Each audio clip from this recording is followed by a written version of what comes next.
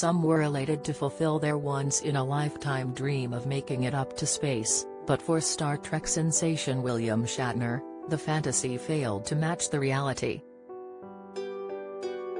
The 90-year-old was invited by Amazon CEO Jeff Bezos in his shuttle in October 2021, but when he arrived, he was totally unimpressed.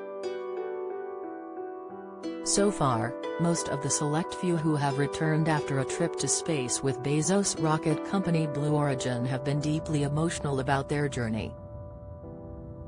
However, that wasn't true of William Shatner, whose only thought at one point was, "Why am I doing this?"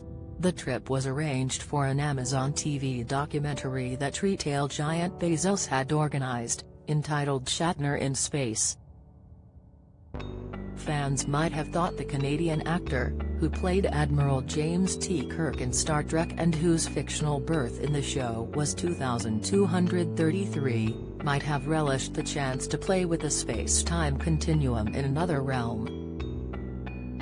However, in conversation with SFX magazine, he revealed his slightly horrifying trip. "I looked back, and I could see a wake, like a submarine under the water might leave. The air was tumultuous, filling in as the ship went through it.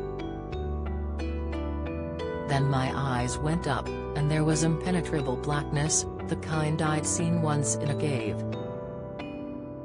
It's blackness that's almost touchable. There was no spinning stars and the majesty of space." For those who'd had fantasies about a glittering night sky of the type romanticized in art, William was forced to disappoint them, stating, "It was ominous. It was death." He also found that his age meant space travel quickly took its toll. Most of the practice was about getting back into your prostrated seat and weightlessness. "You've got to get back in before you hit 5, 6, 7 Gs, you could break your back," he warned. "You're prone, and you've got to wrestle around and get out, using muscles you've never used, and they're old. So I was in pain a lot, thinking, why am I doing this? I thought, the last thing I want to do is get sick. Because there's a little nausea." Meanwhile, as he focused on trying to fight the discomfort, he recalled, "Everybody's made plans, we're going to shake hands.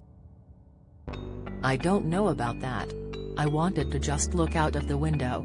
Together with 3 teammates, he had traveled at super speed for 10 minutes and 17 seconds, eventually reaching the edge of space, more than 65 miles above the ground level.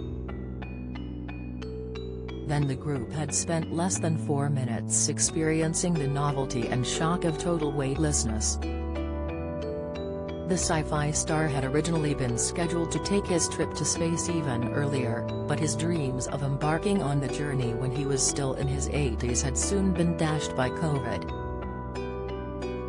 He recalled of Bezos' invitation that had said the thrill of space might be interesting, but for William, sadly that prediction turned out not to be accurate. "We go to their HQ and in the lobby are all these spaceships from Star Trek. There's Jeff Bezos hovering, and we took pictures.